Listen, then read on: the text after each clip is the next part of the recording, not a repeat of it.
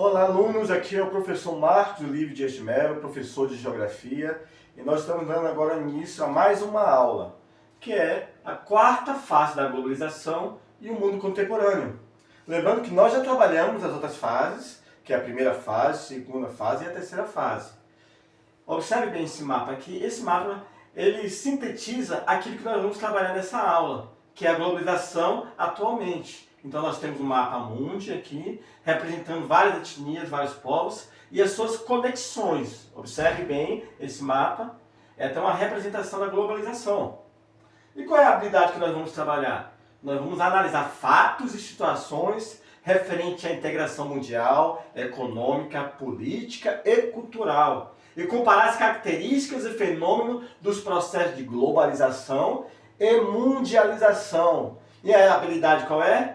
EF09GE05, alunos. Lembre-se disso, a habilidade EF09GE05. Anota no seu caderno. E qual é o nosso objetivo nessa aula? Nós vamos analisar a quarta fase da globalização e suas características. E explicar a globalização em sua fase atual. E o professor Marcos, ele reservou um vídeo em que faz um resumo referente a essas aulas. Marca o início da globalização, o final do século XV e início do século XVI, quando os europeus iniciaram o processo de expansão colonial marítima. Logo, as grandes navegações é considerada a primeira fase da globalização.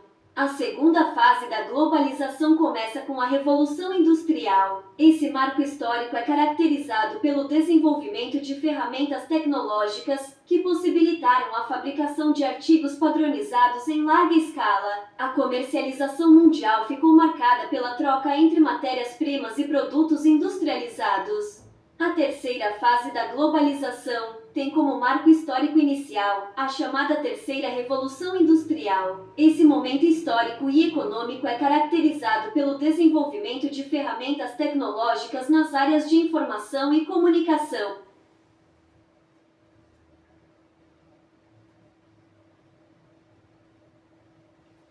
Logo, como o vídeo falou, nós fizemos uma retomada da aula da primeira fase da globalização, da segunda fase da globalização e da terceira fase da globalização. Mas o foco hoje é o nosso desenvolvimento da nossa aula, que é a quarta fase da globalização, que nós vamos presenciar. O que essa fase se caracteriza? Presenciamos grandes avanços tecnológicos nas áreas de saúde, comunicação, tecnologia, computacionais, diversas e alimentares. Ao mesmo tempo também enfrentamos desafios globais, principalmente nas questões do meio ambiente e da desigualdade social. Embora haja desenvolvimento, ainda há desigualdade social.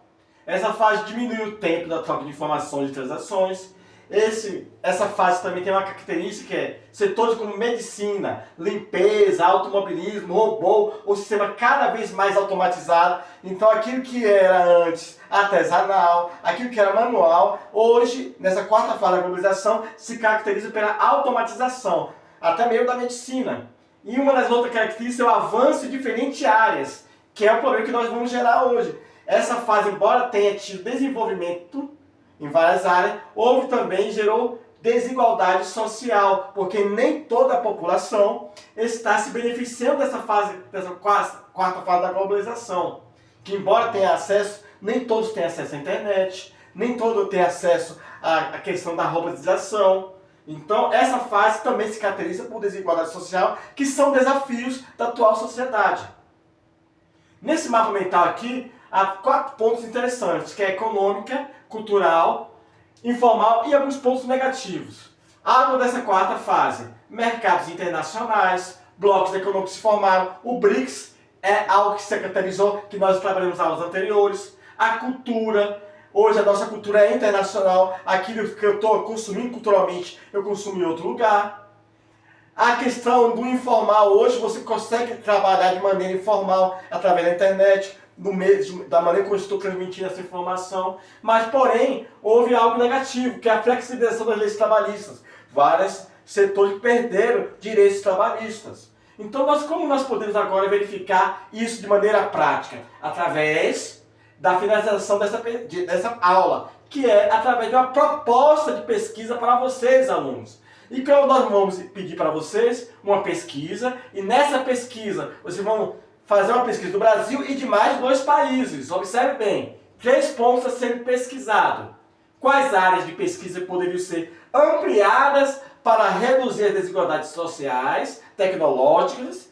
Segundo, como esses investimentos em ciência e tecnologia têm contribuído para a melhoria da qualidade de vida da população? E quais são as principais áreas de ciência e tecnologia em que o Brasil e os outros países mais investem? Então nós estamos finalizando a nossa aula hoje. Agradeço pela presença de vocês.